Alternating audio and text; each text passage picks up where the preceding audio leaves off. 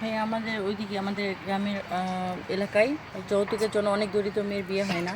আমার ফ্যামিলিতে আমার বাবা নেই, আমার মা আর ছোট দুইটা বোন আছে। দর্শক, আবারও ফিরে আসলাম আপনাদের প্রিয় অনুষ্ঠান জীবনের গল্প নিয়ে। আমাদের ক্যামেরার সামনে দাঁড়িয়ে আছে এক অসহায় মেয়ে। প্রথমে জানাই আসসালামু আলাইকুম। আপু, কেমন আছো তুমি? ওয়ালাইকুম আসসালাম ভাই, আমি ভালো আছি। আপনি কেমন আছেন? আলহামদুলিল্লাহ ভালো আছি। তোমার নাম কি আপু? আমার নাম মোসাম্মদ লিজা। লিজা। জি। তোমার জন্মস্থান কোথায়? আমার জন্মস্থান নওগাঁ জেলা। নওগাঁ জেলা। জি হ্যাঁ। আচ্ছা আপু, তুমি এত লম্বা কেন? ভাই হচ্ছে এটা আমার ফ্যামিলিতে সবাই লম্বা, যার কারণে হয়তো বা আমিও লম্বা। বাহ, মানে এত এত তুমি মানে তোমার উচ্চতা কয় ফিট? 5 ফুট 7 ইঞ্চি 8 ইঞ্চি এরকম। 8 ইঞ্চি। 5 ফুট 8 ইঞ্চি। আমার মনে করেন যে ক্যামেরা একদম মানে বুঝছো, এত লম্বা তুমি। আচ্ছা, তুমি তো পড়াশোনা করছো? জি হ্যাঁ। কত দূর? এসেছি। এসএসসি পাস করছো? জি হ্যাঁ। এসএসসি পাস করলে তো পুলিশের চাকরি হয়। তুমি যে লম্বা, তুমি পুলিশে দাঁড়ালেই তো হয়ে যেতে। কপালে নাই। কপালে নাই? হ্যাঁ, দাঁড়াইছিলে ইচ্ছে ছিল। কখনো? না। দাঁড়াওনি? জি না। এখন কি তোমার ওই চাকরির বয়স চলে গেছে? হয়তো বা। কত বছর তোমার বয়স? বয়স হচ্ছে 21 বছর। ও, তাহলে চাকরির বয়সটা চলে গেছে। তুমি ভুল করছো, জি। অনেক ভুল করছো। তুমি পুলিশে দাঁড়া গেলে হয়ে যেতা। কারণ পুলিশে লাগে 5 হয়তো ফুট বা। 6 ইঞ্চি, তুমি 8 ইঞ্চি। জি। অনেক উচ্চতা তোমার। আর তুমি দেখতেও মিষ্টি, অনেক সুন্দর, থ্যাংক ইউ। কিউট একটি মেয়ে। হ্যাঁ। তো যাই হোক, হঠাৎ তুমি আমাদের ক্যামেরার সামনে আসার মূল কারণ কি? ভাই আমাদের ওইদিকে আমাদের গ্রামের এলাকায় যৌতুকের জন্য অনেক দরিদ্র মেয়ের বিয়ে হয় না। তো আমার ফ্যামিলিতে আমার বাবা নেই, আমার মা আর ছোট দুইটা বোন আছে।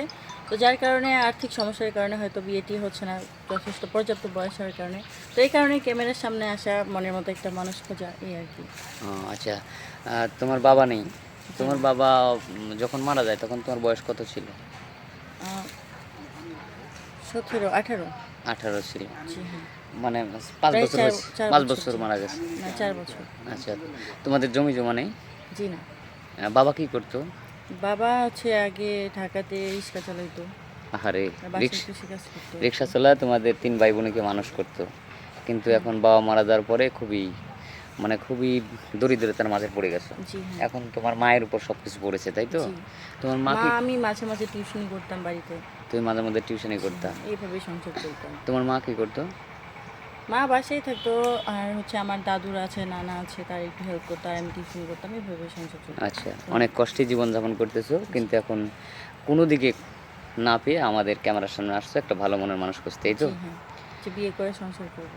সংসার করব, এবং যাতে তুমি তো পাশাপাশি তোমার মাকে হেল্প করতে পারো। জি। হুম। যদি ভালো মনের মানুষ পাও, যদি জি সেই হ্যাঁ। স্বামীটা তোমার প্রতি খুবই কেয়ার করে, ভালোবাসে, তার কাছ থেকে একটু হেল্প যদি পাও, এই তো নাকি? জি।